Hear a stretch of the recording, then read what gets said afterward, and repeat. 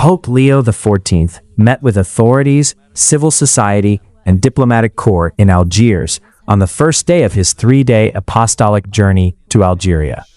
After meeting with President Abdelmajid Tebboune at the presidential palace, the Pope addressed around 1,400 civil authorities at the Jama El Jazer Conference Center. Here is the full text message of Pope Leo.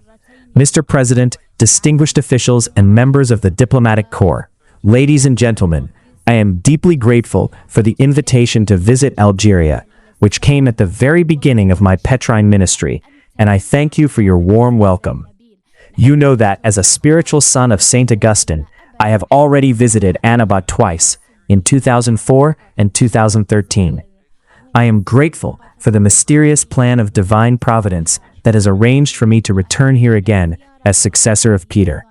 I am here among you as a pilgrim of peace, eager to meet the noble Algerian people. We are brothers and sisters, for we have the same Father in heaven. The profound religious sense of the Algerian people fosters a culture of encounter and reconciliation, of which my visit also seeks to be a sign. In a world full of conflicts and misunderstandings, let us meet and strive for mutual understanding, recognizing that we are all one family. Today, the simplicity of this awareness is the key to opening many doors that are closed. Dear brothers and sisters, I am likewise here among you as a witness to the peace and hope that the world so ardently desires and that your people have always sought. Indeed, your people have never been defeated by their trials because they are imbued with a spirit of solidarity, hospitality, and community that is woven into the daily lives of millions of humble and upright people. They are the truly strong ones to whom the future belongs, those who do not allow themselves to be blinded by power or wealth, and those who refuse to sacrifice the dignity of their fellow citizens for the sake of personal or collective gain. In this regard, I have heard from many how the Algerian people show great generosity toward both their fellow citizens and foreigners. This disposition reflects a hospitality deeply rooted in Arab and Berber communities, a sacred duty which we would hope to find everywhere as a fundamental social value.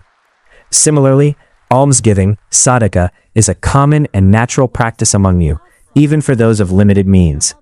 The word sadaqah can also mean justice, in the sense that we do not keep things for ourselves, but share what we have as a matter of justice. The one who accumulates wealth and remains indifferent to others is unjust. This view of justice is both simple and radical, for it recognizes the image of God in others. A religion without mercy and a society without solidarity are a scandal in God's eyes. Yet many societies that consider themselves advanced are plunging ever deeper into inequality and exclusion.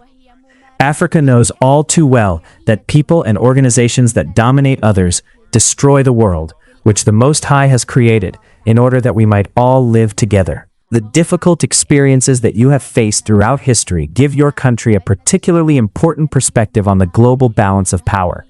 If you are able to engage in dialogue regarding the concerns of all, and show solidarity with the sufferings of so many countries near and far, then you will be able to contribute to both envisioning and bringing about greater justice among peoples. By respecting the dignity of everyone and allowing yourselves to be moved by the pain of others, instead of multiplying misunderstandings and conflicts, you can surely become protagonists of a new chapter in history. Today, this is more urgent than ever in the face of continuous violations of international law and neo-colonial tendencies.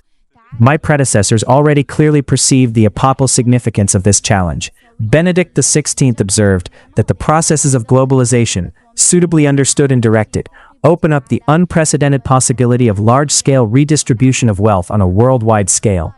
If badly directed, however, they can lead to an increase in poverty and inequality, and could even trigger a global crisis. Pope Francis, drawing on his extensive experience of the tensions present in the global south, highlighted the importance of what can be understood only on the peripheries of the great centers of power and decision-making. Pope Francis wrote, "What is needed is a model of social, political, and economic participation that can include popular movements and invigorate local, national, and international governing structures with that torrent of moral energy that springs from including the excluded in the building of a common destiny." I therefore urge those of you who hold positions of authority in this country not to fear this outlook, but to promote a vibrant, dynamic, and free civil society in which young people in particular are recognized as capable of helping to broaden the horizon of hope for all. The true strength of a nation lies in the cooperation of everyone in pursuing the common good. Authorities are called not to dominate, but to serve the people and foster their development. Political action thus finds its guiding criterion in justice, without which there can be no authentic peace, and is expressed in the promotion of fair and dignified conditions for all. The Catholic Church, too, through her communities and initiatives, wishes to contribute to the common good of Algeria, strengthening its distinctive identity as a bridge between North and South and between East and West. The Mediterranean, on the one hand, and the Sahara, on the other, represent geographical and spiritual crossroads of immense significance. If we delve into their history, free from simplifications or ideologies, we discover immense treasures of humanity hidden there. For the sea and the desert have been places of mutual enrichment among peoples and cultures for millennia. Woe to us if we turn them into graveyards where hope also dies. Let us free these tremendous reservoirs of history and of the future from evil. Let us multiply oases of peace.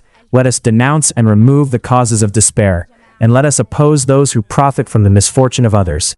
For illicit are the gains of those who exploit human life, whose dignity is inviolable. Let us then unite our strength, spiritual energy, intelligence, and resources, so that the land and the sea may become places of life, encounter, and wonder. May their majestic beauty touch our hearts. May their boundless expanse prompt us to reflect on transcendence. The Mediterranean, the Sahara, and the vast sky above them whisper to us that reality surpasses us on all sides, that God is truly great, and that everything lives in His mysterious presence. This insight has enormous consequences for our understanding of reality, yet many today underestimate its significance. On closer inspection, Algerian society too is familiar with the tension between religious sensibility and modern life. Here, as across the world, opposed dynamics of fundamentalism and secularization tend to manifest themselves, causing many to lose an authentic sense of God and of the dignity of all His creatures. Consequently, religious symbols and words can become, on the one hand, blasphemous languages of violence and oppression, or on the other, empty signs in the immense marketplace of consumption that does not satisfy us. These absurd polarizations, however, must not dishearten us. They must be confronted with intelligence. They are a sign that we are living in an extraordinary time of great renewal, in which those who keep their hearts free and their consciences alert can draw from the great spiritual and religious traditions new ways of seeing the world and an unshakable purpose in life. We must educate people in critical thinking and freedom, in listening and dialogue, and in the trust that leads us to recognize in those who are different, fellow travelers, and not threats. We must work together toward the healing of memory and reconciliation among former adversaries. This is the gift I desire for you, for Algeria, and for all of its people, upon whom I invoke the abundant blessings of the Most High.